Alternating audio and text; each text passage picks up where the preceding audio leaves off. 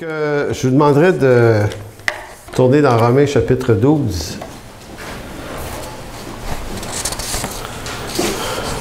La prédication que je vais vous présenter cet après-midi n'était pas celle qui était prévue.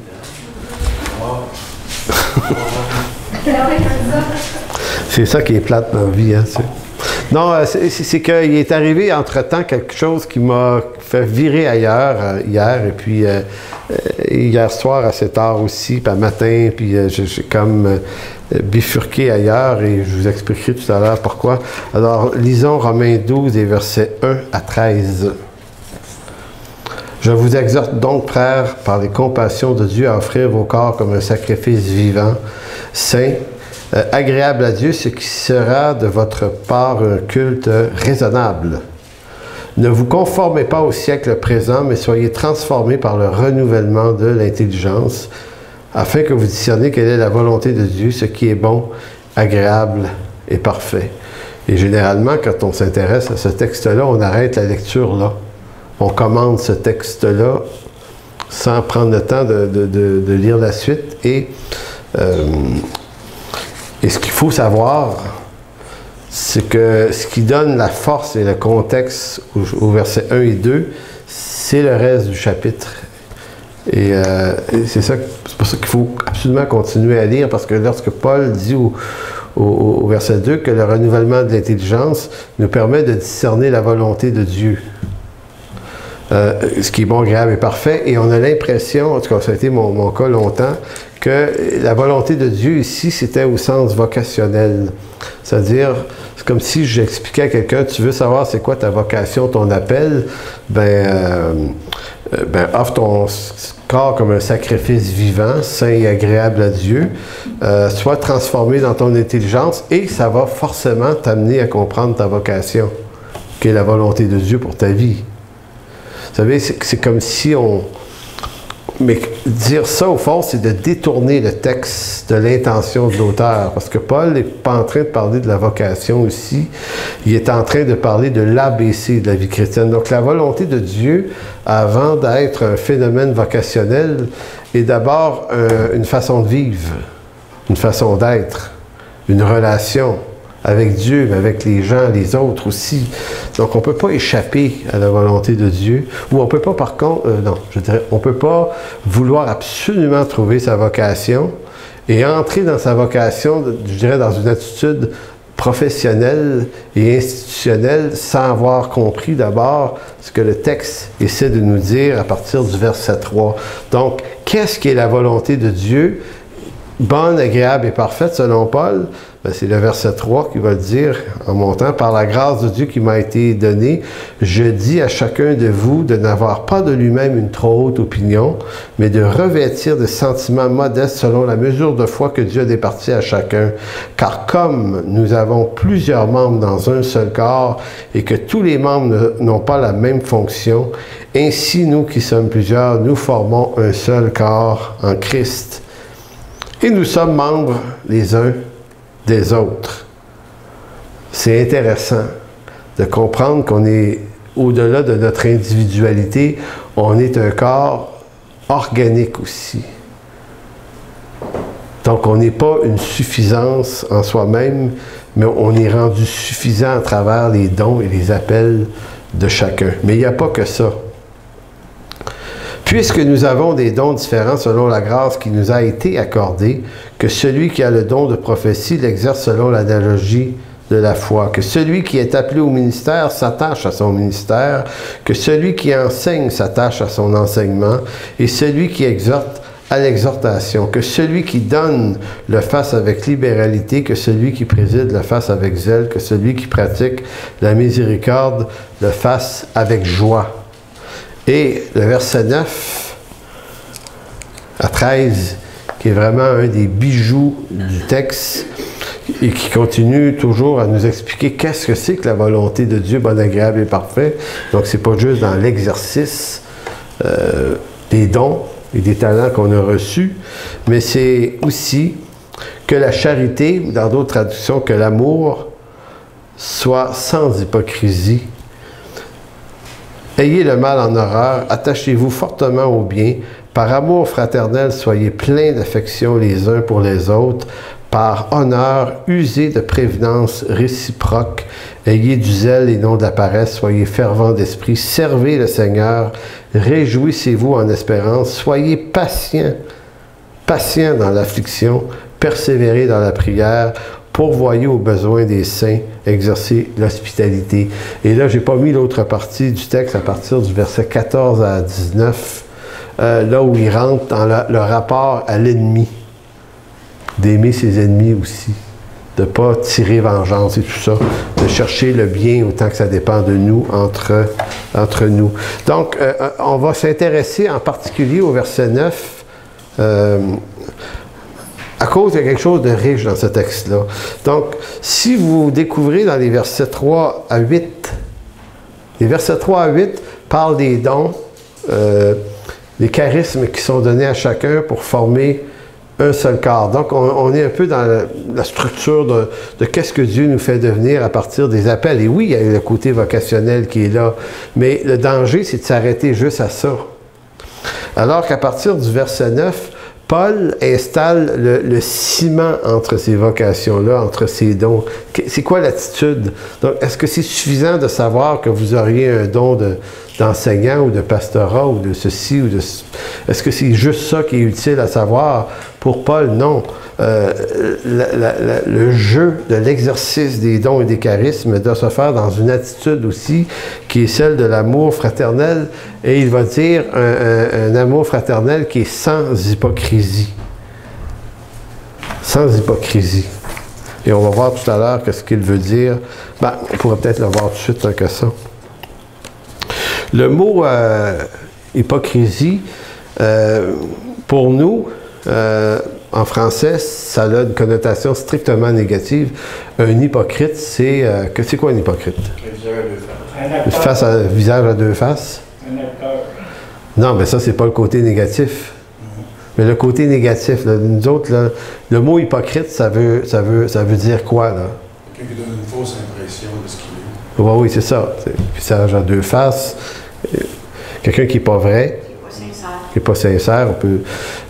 mais dans le terme grec, comme Marcel le rappelle, l'exégète de Marcel, c'est un mot qui veut dire être un acteur, un comédien. Donc, pour un grec, c'est pas négatif ce mot-là. Donc, quand l'apôtre Paul, en fait, le mot péjorativement a une connotation négative aussi. Si tu es en train de jouer une pièce de théâtre, ben, il faut que tu sois un hypocrite.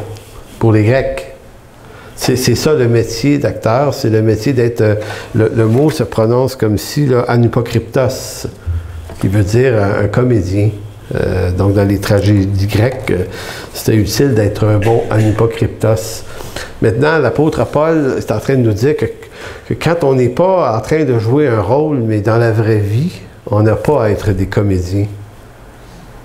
Donc, c'est pour ça qu'il va dire, votre amour, ça ne doit pas être une comédie, ça ne doit pas être un discours. Ça ne peut pas être un discours qui soit exempt de sa mise en pratique, parce que c'est là que devient le côté négatif du mot anhypokryptos, c'est que, tu sais, le comédien qui joue une pièce, il se met dans un rôle, il se met dans la peau. Donc, il acte l'émotion de la chose, mais après ça, il ferme ses valises, s'en va chez eux, ça n'a pas besoin d'être vrai. Et dans ce contexte-là, on accepte que c'est normal.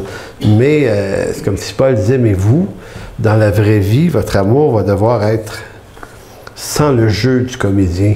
Donc, ça nous impose que ce soit vrai. Maintenant, ça nous amène à une autre question. Si pour nous, l'amour est strictement un phénomène émotionnel, ben, le texte ne se peut pas.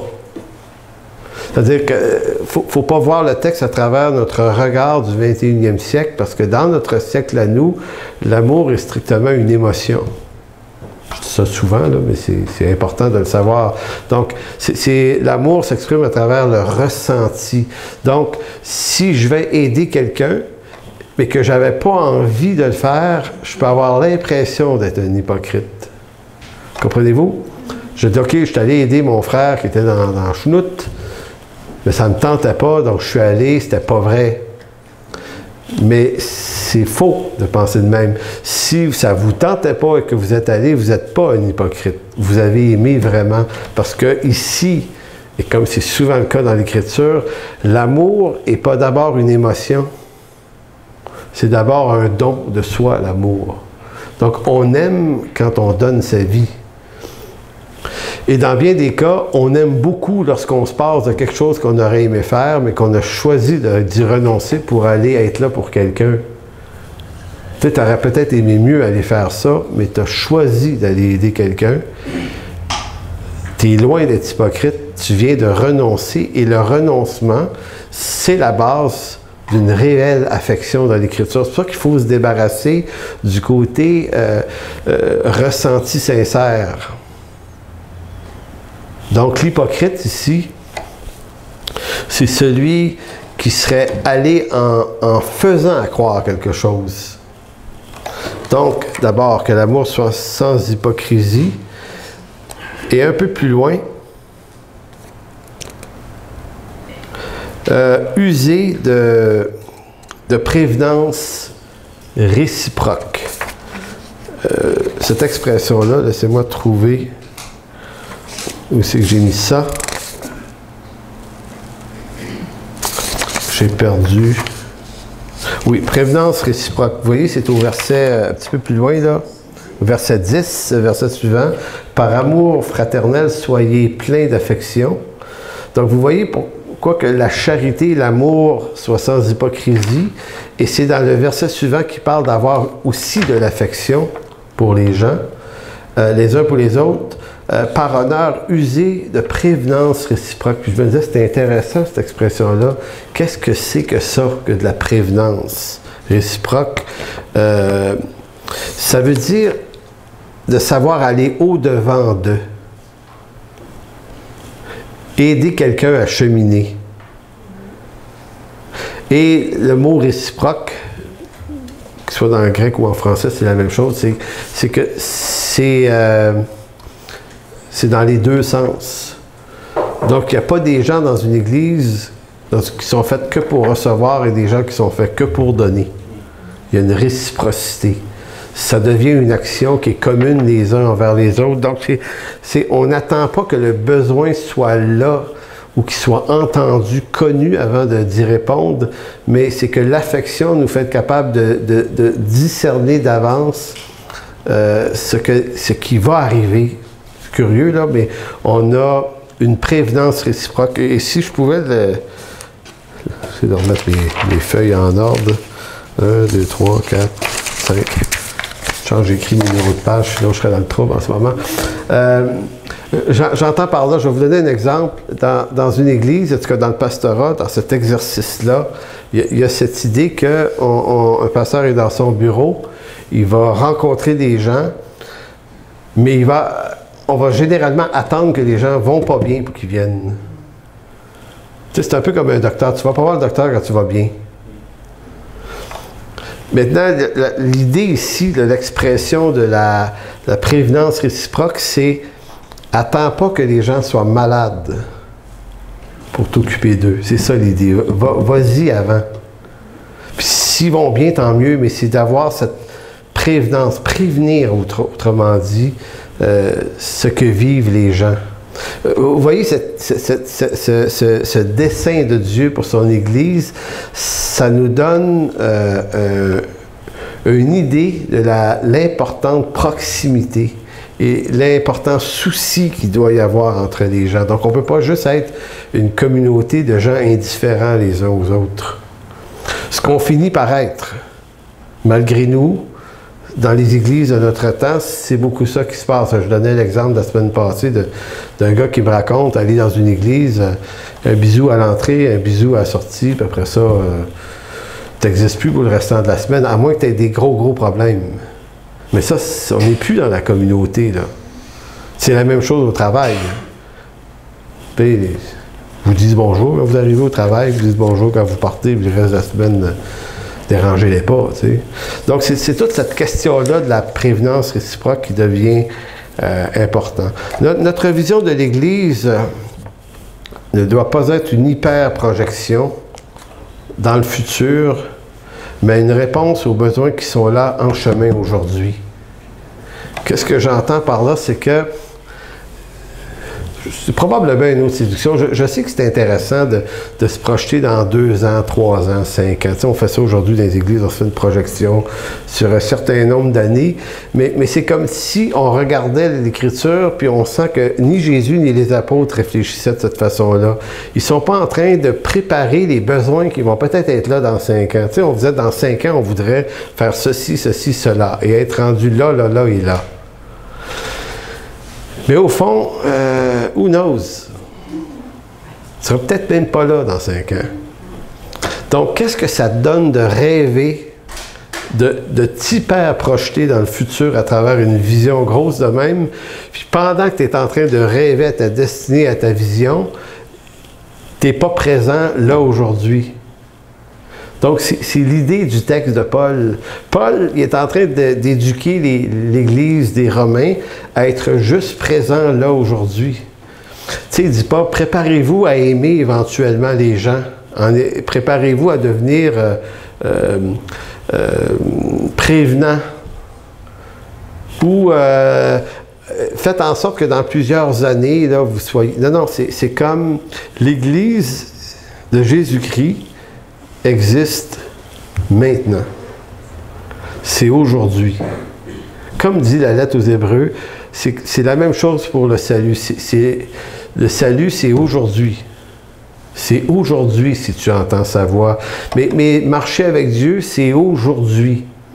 C'est pas demain. Vous marcherez demain avec Dieu lorsque demain sera devenu l'aujourd'hui. Mais demain n'existe pas. Donc, il faut comme casser avec cette espèce de façon qu'on a de se dire ben, c'est demain ou après-demain, ou bien que je ne suis pas en train de dire qu'on ne peut pas se faire de projet, là, mais comprenez, dans notre affection les uns pour les autres, ça se passe maintenant. Donc c'est pour ça que se développer des visions, puis des missions, puis des trucs qui nous lancent dans des projets, on peut être extrêmement passionné et passionnant, mais c'est facile de communiquer passionnément quelque chose qu'on n'est même pas sûr d'être capable de faire arriver. Tu peux mettre toute la passion que tu veux. Mais au fond, c'est de la boucane. Parce que si ta passion t'anime tellement pour allumer les gens pour le futur, c'est peut-être en train de te faire rien faire en ce moment. Puis là, on peut se projeter d'une semaine à l'autre, d'un mois à l'autre, d'une année à l'autre, on n'est toujours jamais ou jamais dans le moment présent. C'est pour ça que je vais revenir sur ce qui m'a détourné du sujet que je devais donner aujourd'hui vers un autre sujet. C'est qu'hier, j'ai placé une courte phrase sur ma page Facebook. Je ne sais pas s'il y en a qui ont vu ça. J'ai écrit, et ça vient d'une discussion avec ma femme. J'ai écrit « À 21 ans, j'ai rencontré Jésus-Christ. Et à 57 ans, j'ai rencontré les humains. » C'est une phrase qui a un certain punch dans la mesure où elle est comme t'es pas sûr de la comprendre tout de suite. C'est ça une belle phrase. Il faut qu'elle fasse. Donc à 21 ans, j'ai rencontré Jésus-Christ et ça a pris tout ce temps-là. Depuis ce temps-là, à 57 ans, tu découvres qu'il y a des humains aussi. Et sur le profil, ça a laissé toutes sortes de commentaires, hein, parce que c'est comme. Et c'est intéressant de voir que chacun regarde cette phrase-là et comprend ce qu'il veut bien comprendre. Et c'est un peu voulu. Tu sais, tu te lances une phrase, puis ça devient un exercice intéressant. Et j'ai remarqué que ceux qui comprenaient le mieux ce que je voulais dire, c'est ceux qui n'ont pas trop tenté de l'interpréter. Et ceux qui ont pensé qu'ils comprenaient, je me dis, OK, ils sont tombés dans le piège d'interpréter. Ce qu'on devrait toujours éviter de faire, c'est d'interpréter les gens. On n'est pas appelé à interpréter les gens, on est appelé à connaître des gens. Et quand on interprète des gens, c'est qu'on ne se donne pas la peine de comprendre ce qu'ils sont en train de vivre. Donc, nous interprétons à partir de signes extérieurs ce qu'on pense que ça veut dire, ce qu'ils ont l'air, ou ce qu'ils disent, leur réaction. Donc, cette phrase a suscité des interrogations du fait qu'on peut lui faire dire tout ce qu'on veut. Bon, ça, je l'ai dit. Ce que je voulais dire, moi, c'est énorme. C'est que je suis né de nouveau dans un milieu dans une époque. Et le milieu, là, attendez que c'est le milieu évangélique, c'est pas le milieu de l'Église où j'étais. C'est pas strictement ça que je veux viser. C'est plus gros que ça. C'est notre monde évangélique. C'est tout ce que ça inclut en largeur dans le 20e siècle. Le monde évangélique du monde postmoderne dans lequel on est. Tu sais, on regarde les Américains, comment ils font. Puis au Québec, on a calqué les Américains, on a fait à peu près la même chose en version très petite, mais c'est tout ça, là. Donc, on est né de nouveau, je suis né de nouveau dans ce milieu-là, dans ce temps-là. Et lorsque dans ce milieu-là, on devient pasteur, on apprend à faire des tas de choses dans le but de réussir sa vocation. Jusqu'à là, vous dites, ben, il me semble que c'est normal. Eh bien, non. On n'est pas appelé à réussir sa vocation, on est appelé à répondre à sa vocation. Et il faut remarquer qu'il y a des hommes dans le Nouveau Testament qui ont eu des vocations très puissantes, très courtes.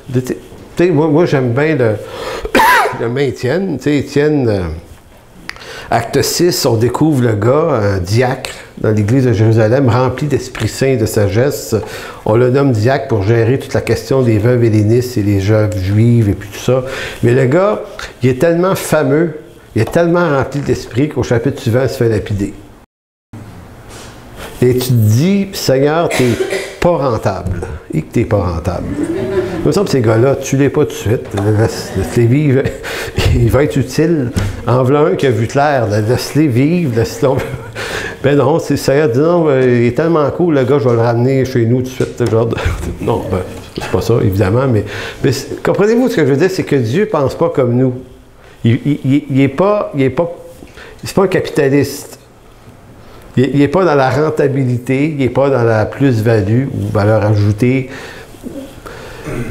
Il est dans une relation avec son serviteur. Fait que le gars, je ne sais pas combien d'années il a marché avec Dieu, mais en tout cas, c'est un gars exceptionnel qui est mort jeune. Et on sait que le Seigneur s'est levé lorsqu'il était en train de mourir. Il a vu le Seigneur debout. C'est aussi bien mourir comme ça, que le Seigneur se lève debout, que tu aies prêché pendant 60 ans des inepties, puis que le Seigneur va rester assis, mais tu rentres parce que tu as passé ta vie à imiter les autres. Bon, ça. L'autre gars, il y a un autre gars qui a une vocation beaucoup plus courte que ça dans le Nouveau Testament. Pensez-y. C'est qui l'autre? Vraiment court, mais vraiment court. Pensez-y. Le larron. Tu sais, il y en a un des deux larrons qui allume. Mais le temps qu'il allume, il s'est éteint. Non, mais c'est intéressant. Puis, moi, je me dis, il est impressionnant, le gars, parce que 2000 ans après, on se parle encore de lui. Puis lui, de sa vocation, elle est courte. C'est juste le temps d'une discussion avec Jésus, 2-3 phrases, et puis ça dit, on va se retrouver dans le royaume de Dieu, mon âme, on va continuer ça là, parce que là, on est en train de crever, là, moi puis toi, fait que c'est ça. Et puis, cool, OK. Mais est-ce que le gars a raté sa vocation? Ben non. Donc, vous comprenez qu'il faut se défaire de l'ameublement dans lequel on est. C'est pour ça que je dis, je suis né de nouveau à 21 ans dans un monde qui m'a appris à marcher avec Dieu et qui m'a dit que la mesure du succès, c'était de réussir ma vocation. Des tas de choses, avoir une vision qui passionne, tu sais, travailler pour être passionnant. J'ai lu à un moment donné être un leader contagieux, tu sais, il y avait ça. Avoir des projets qui attirent, enseigner la parole de Dieu le plus dynamiquement possible. Donc, tu sais, on m'a formé, puis là, c'est pas juste mon association d'église, là, c'est mes livres que j'achetais, c'est tout le outfit du monde évangélique. Ça m'a appris à être le plus efficace possible. Et pendant longtemps, je me suis dit, c'est merveilleux, comment est-ce qu'on est bien instruit à devenir du monde extrêmement efficace. Et là, je ne suis pas en train de dire qu'il ne faut pas l'être. Ça ne serait pas tout à fait ce que je veux dire. Mais ce que je veux dire, c'est que être efficace, c'est une bien bonne idée, mais c'est vraiment pas le but en même temps. Donc, au nom de Jésus, au fond, ce qu'on nous apprend à faire, au nom de Jésus, nous entassons des humains dans une église pour les enseigner de telle sorte qu'ils reproduisent nos œuvres et participent à notre succès ou au succès de nos projets et qu'ils amènent d'autres humains dans l'église afin que mes pairs, P-A-I-R-S, puissent me dire un jour « bon et fidèle serviteur ». C'est pas Jésus qui va me le dire. Je veux que ce soit mes pairs qui me le disent. Besoin d'approbation, tout ça, c'est qu'on cherche. Donc, comprenez, c'est ça. C'est notre temps. Jamais on m'a demandé, jamais on ne me demande qui sont ces humains. Que vivent-ils? Que désirent-ils? Comment vont-ils? Quelles sont leurs misères? On apprend à faire un peu de cure d'âme, à conseiller. Je ne sais pas qu'on ne fait pas ça du tout, là. On a fait ça, on a fait 36 ans, je suis sauvé, on fait ça souvent. Mais faire ça, c'était secondaire. Ce qui était prioritaire, c'était de réussir. C'est de la croissance, c'est de la réussite. Et si on fait de la cure d'âme puis qu'on aide des gens, c'est en vue de la croissance et de la réussite. Tu le fais parce que si les gens vont mieux, ben quelqu'un qui va mieux, ça fait mieux aller ton église. Donc, tout est dans l'esprit. En d'autres mots, c'est pas la personne qui est importante, ça devient je vais faire ce que j'ai à faire pour l'institution aille mieux. Alors que c'est une forme d'absurdité. En tout cas, c'est certainement une forme d'égarement. Puisque l'individu reste toujours secondaire dans le projet. Oui, parce que le but de tout ça est de créer une génération d'humains chrétiens délivrés et sans trop de problèmes en vue de faire des humains rentables pour la réputation de la maison et la mienne. Mais tout ça n'est pas l'œuvre de Dieu, mais l'œuvre de l'homme. L'homme adamique. L'œuvre de Dieu, elle, est de mettre tout notre temps à écouter les gens, nous dire où ils ont mal, comment ils ont mal et pourquoi ils ont mal. Et, vous savez, ça revient à dire, c'est juste une phrase comme ça, tu sais, quand on veut rencontrer des gens, on leur dit « j'aimerais ça te jaser ». Et des fois, ces temps-ci, je me dis, on dirait qu'il faudrait changer ça par une autre phrase, de dire aux gens, j'aimerais ça qu'on se rencontre parce que j'aimerais ça t'écouter. J'aimerais ça te parler. On est encore dans le mode, je vais te dire, tu vas m'écouter, alors que quand vous observez Jésus-Christ, c'est vraiment intéressant de relire l'Évangile dans une perspective différente et se rendre compte que Jésus-Christ prend le temps d'écouter des gens, leur conter ce qu'ils sont, alors qu'on se dit, oui, mais il est Dieu, il sait déjà. Mais pourquoi il les a écoutés quand même? Parce que c'est important pour eux de le dire. Jésus-Christ n'a pas rencontré une personne en disant, regarde, tu sais, la femme au puits de Jacob, de Jean 4, il n'a pas dit à cette femme-là, écoute, compte-moi là pas ta vie, je la sais. On va tout te dire, on va aller directement en conclusion par la guérison tout de suite. Ça ne marche pas comme ça. Et il faut voir aussi dans l'Écriture que nous, quand on lit les Évangiles, on a l'impression que les rencontres que Jésus fait en chemin, et j'ai l'impression que ça dure 3-4 minutes, parce que c'est le temps que ça nous prend à lire l'histoire. Hein? Tu sais, dans Jean 4, l'histoire de la femme samaritaine, c'est une des histoires longues du Nouveau Testament, parce que les rencontres de Jésus sont racontées tout le temps brièvement. Celle-là, plusieurs versets. Je pense quasiment un demi-chapitre du chapitre 20. Fait que tu te dis, ah, OK, grande rencontre. Mais néanmoins, je me suis calculé 2 minutes, 2 minutes 30 secondes, j'avais lu ça. Sauf que dans l'histoire, on nous rapporte que ça s'est passé dans un puits, près d'un puits, pas dedans quand même, à côté d'un puits, qui était telle heure. Elle nous met un contexte. Et la vraie histoire, ben c'est pas qu'elle n'est pas vraie dans Jean, mais l'histoire complète, c'est probablement des heures. Parce qu'il est écrit que ses apôtres étaient partis chercher de la bouffe en attendant, puis lui a attendu là, puis la femme est arrivée, pique une jasette. Les gars ont le temps de revenir, puis être surpris qu'il parle avec une Samaritaine. C'est pas une histoire qui a pris 2 minutes 31 secondes. Ils s'en sont dit des choses. Maintenant, Jean comme écrivain biblique, on sent que les apôtres vont rapporter l'histoire dans sa brièveté, parce qu'évidemment, si, je pense que c'est Luc qui le dit, c'est-tu à la fin de l'évangile de Luc, ou au début, il va dire, si on compilait par écrit tous les actes de Jésus, comment est-ce qu'il dit ça? Oui, c'est ça. Donc, on comprend que le mode d'écriture qu'ils ont utilisé, c'est celui d'être bref. Là, Mais donc, Jésus a jasé beaucoup avec cette femme-là, et cette femme-là lui a raconté pas mal d'affaires. Suffisamment longtemps pour que non seulement elle soit impressionnée par qui il est, mais qu'elle ait envie de s'ouvrir complètement, de lui raconter et de retourner à son village, de les inviter à venir. Encore là, il y a du temps qui se passe dans tout ça, puis la gang du village qui viennent avec elle rencontrer ce Jésus. Et écoutez, c'est une aventure longue, mais c'est l'aventure d'un dialogue entre Jésus et des gens. Et je trouve ça impressionnant de savoir que le Messie qui avait pour mission de sauver le monde, en plus d'implanter une église, l'église la sienne, en plus de former des apôtres, il était occupé, là, le gars, là. 3-4 ans seulement pour faire tout ça, là. 3-4 ans pour faire tout ça, a jamais délégué à d'autres le soin de s'occuper de cette femme-là. Il n'a pas dit à Jean, regarde, occupe-toi d'elle, moi je trouve important, je n'ai pas le temps de m'occuper d'elle. En plus, c'est une Samaritaine. Tu sais, les femmes étaient déjà avec moindre valeur à l'époque, mais en plus, une Samaritaine, elle venait baisser de niveau en plus. Et il faut réapprendre à connaître ce Jésus-là qui est en chemin avec du vrai monde, avec des humains. D'où l'idée que je mentionnais, à 21 ans, j'ai rencontré Jésus-Christ, j'ai appris un paquet d'affaires, puis c'est plus tard dans ma vie que je réalise que oui, mais c'était en vue de rencontrer des humains, ça. Et non pas en vue de faire des choses, des patentes, des bébelles, des trucs, des ci, des ça.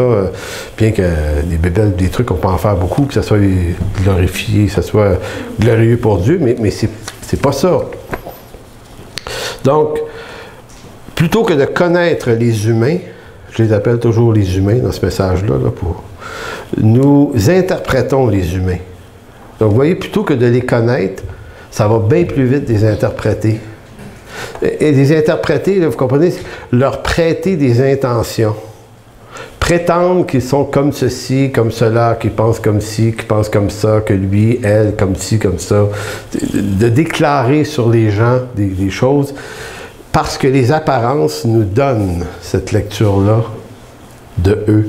Donc, plutôt que de connaître des humains, nous interprétons les humains qui nous entourent, nous les observons un peu, pas longtemps, et par la suite, nous leur prêtons des intentions sans jamais se soucier de ce qu'ils sont et de ce qu'ils avaient à dire. Parce que la femme au puits de Jacob a eu 5 maris. Bon, si tu jases pas trop longtemps avec, c'est quoi l'interprétation que tu te fais de cette fille-là? Femme légère, instable, tu peux lui prêter un paquet de problèmes de toutes sortes, puis de dire, ben, perds pas ton temps là, avec quelqu'un comme ça, là. Elle est bien trop poquée. Fait que tu vas dire, moi j'aime mon temps, mettre mon temps à écouter du monde qui sont stables, qui sont solides, et que s'ils s'attachent à notre Église, ils vont nous amener plus loin. C'est comme ça qu'on pense. Ça, je veux dire, l'Église de notre temps est complètement darwiniste et capitaliste dans ce sens-là. Donc, nous interprétons les gens à partir des symptômes extérieurs qui les caractérisent. Et on les interprète, règle générale, souvent sur leur plus mauvais jour. Avez-vous remarqué?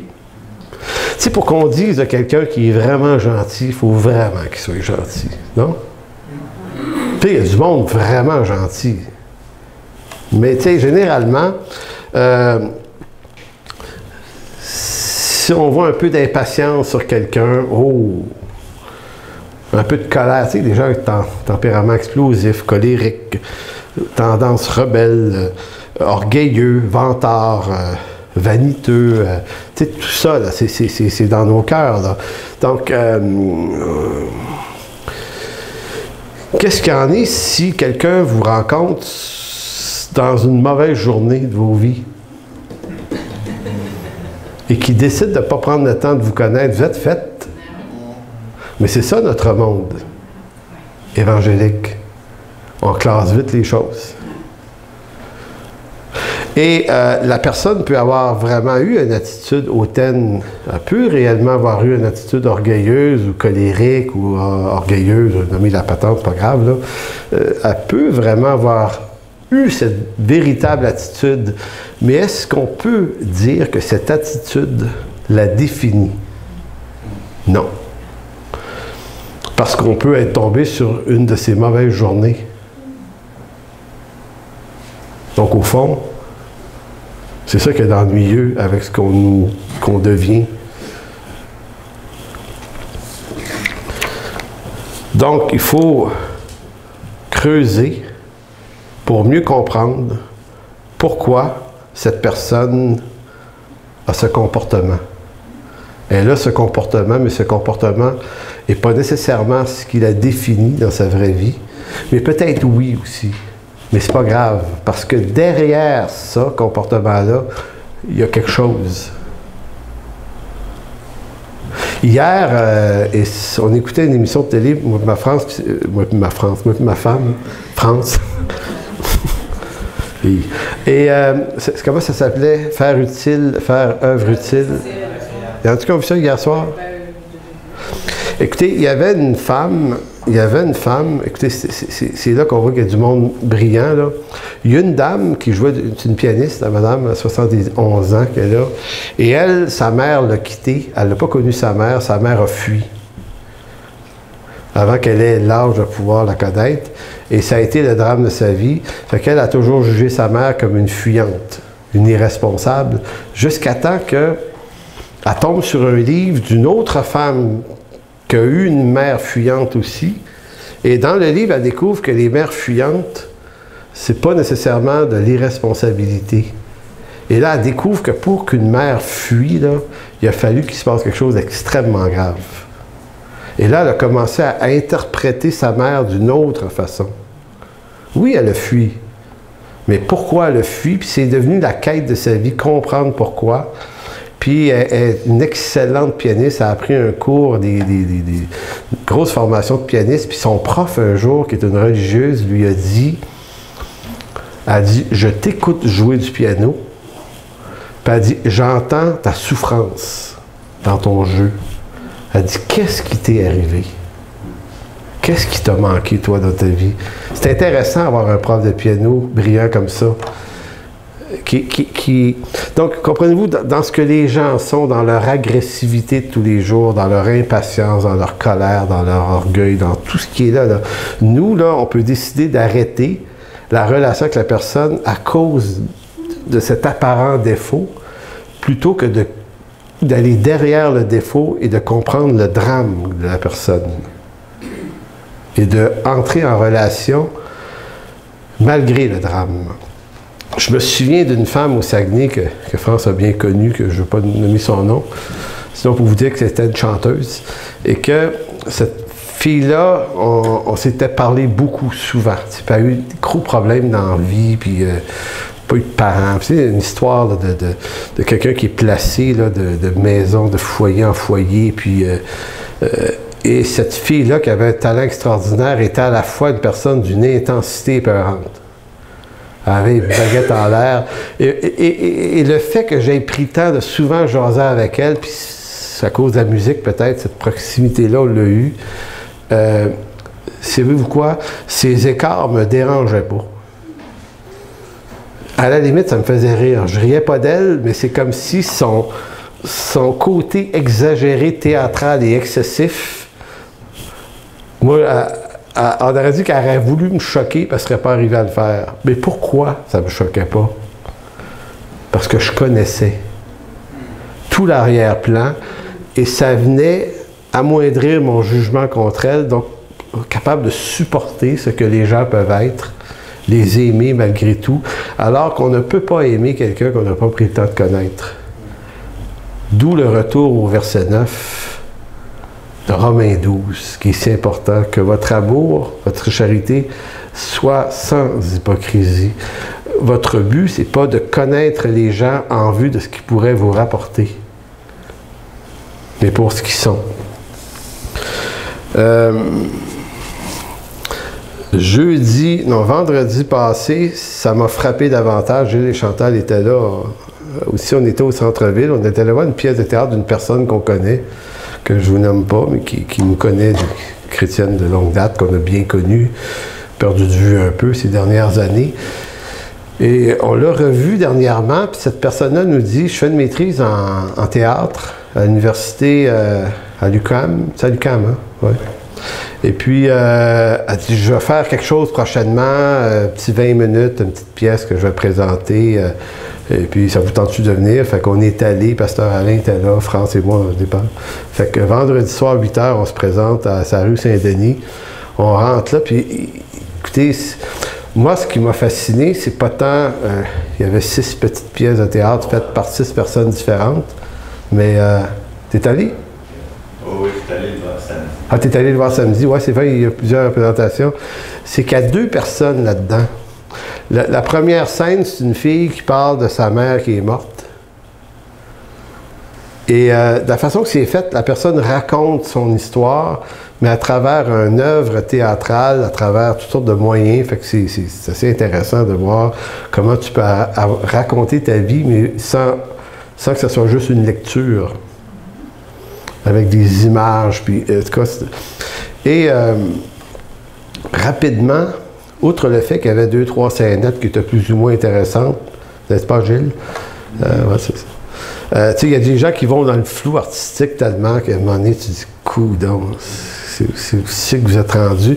Mais il y a 2 personnes, donc celle qu'on connaît, puis une autre qu'ils ont raconté quelque chose de leur vie qui était vrai. Là.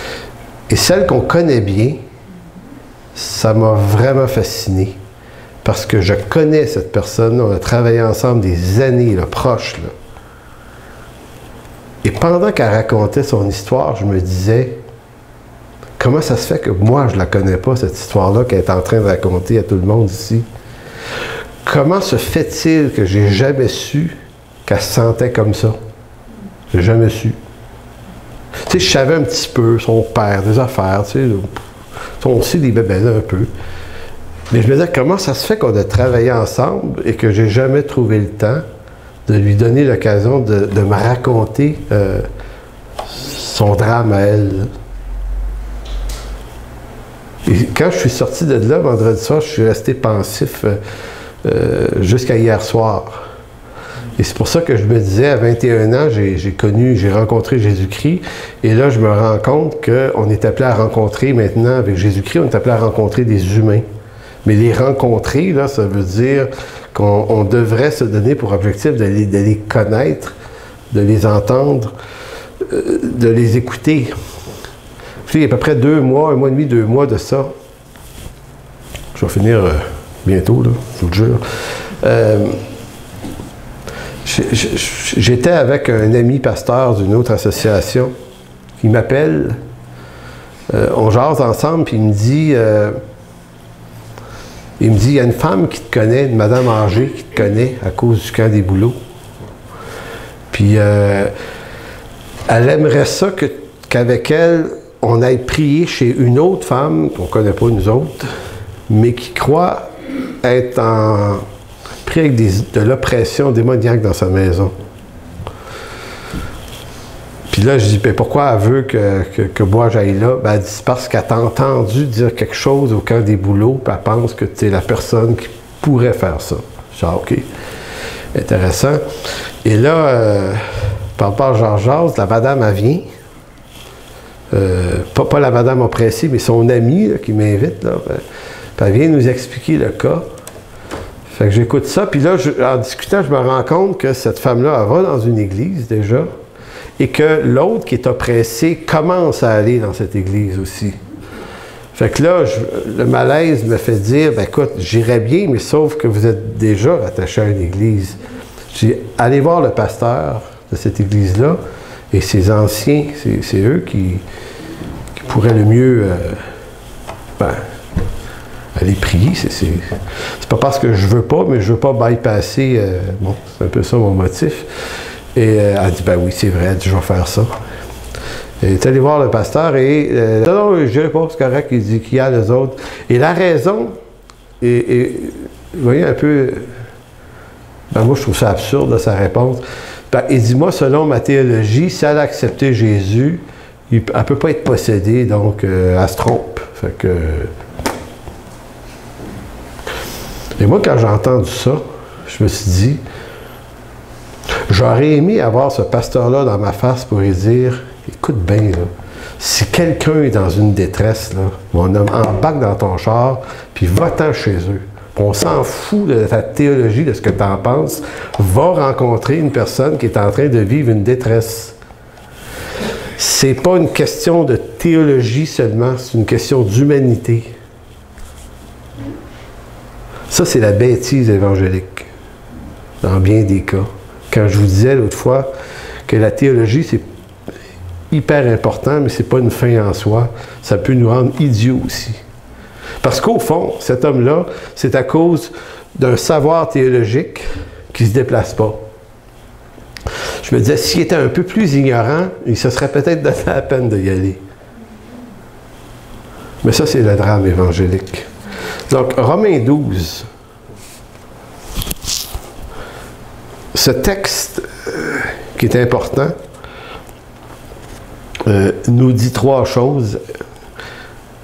La première, il nous dit d'offrir nos corps comme un sacrifice vivant, saint et agréable à Dieu. Tu sais, il nous amène à poser trois actions, si on veut. Offrir nos corps, un. Deux, de ne pas être conforme au siècle présent. Donc, nos églises, là, et nos vies chrétiennes, n'ont pas à être une imitation des drives capitalistes, darwinistes de ce monde. Il faut se dépouiller de ces valeurs-là qui viennent contaminer notre entendement et qui nous viennent bâtir nos structures comme si on était des institutions de ce monde, ce qu'on n'est pas. Et le troisième point que l'apôtre Paul affirme au verset 2, « Soyez transformés par le renouvellement de votre intelligence. » Et comme résultat, dit-il, c'est que vous allez discerner mieux quelle est la volonté de Dieu, ce qui est bon, agréable et parfait. Donc, je vais relire le texte à partir du verset 9 à 13, et après ça, on va chanter, on va prendre la Sainte Seine. Donc, le verset 9, chapitre 12, « Que la charité soit sans hypocrisie. Ayez le mal en horreur, attachez-vous fortement au bien. Par amour fraternel, soyez pleins d'affection les uns pour les autres. Par honneur, usez de prévenance réciproque. Ayez du zèle et non de la paresse. Soyez fervents d'esprit. Servez le Seigneur. Réjouissez-vous en espérance. Soyez patients dans l'affliction. Persévérez dans la prière et pourvoyez aux besoins des saints. Exercer l'hospitalité. Il faut juste remarquer que ces cinq versets-là s'inscrivent tous dans un rapport de relation humaine de qualité. C'est pas dans un rapport de sainteté. Ce qui est souvent la préférence des chrétiens, comment se sanctifier, devenir plus pur, plus saint, plus si. L'apôtre Paul, son insistance, c'est s'occuper des saints, exercer l'hospitalité, puis d'aimer les gens pour de vrai. Et pour de vrai, je rappelle, c'est pas avec les émotions absolument remplies, là, mais par un réel don de soi. Amen. Merci Seigneur de bénir cette parole ce matin, en fait cet après-midi. Et Seigneur, que te dire d'autre sinon de faire en sorte que toutes ces choses deviennent pour nous esprit et vie. On ne veut pas seulement le savoir que c'est ça. Puis Seigneur, on ne veut pas juste essayer de le faire arriver aussi. Mais Seigneur, notre prière ce matin, c'est que par ton esprit, tu produis ce fruit dans nos cœurs, puisque c'est là l'enseignement de l'Écriture, c'est que selon Galates 5, verset 22, les fruits qui conviennent à ceux que tu as appelés selon ton dessein sont des fruits que tu ne leur demandes pas de produire, mais que tu engages ton esprit à produire dans leur vie.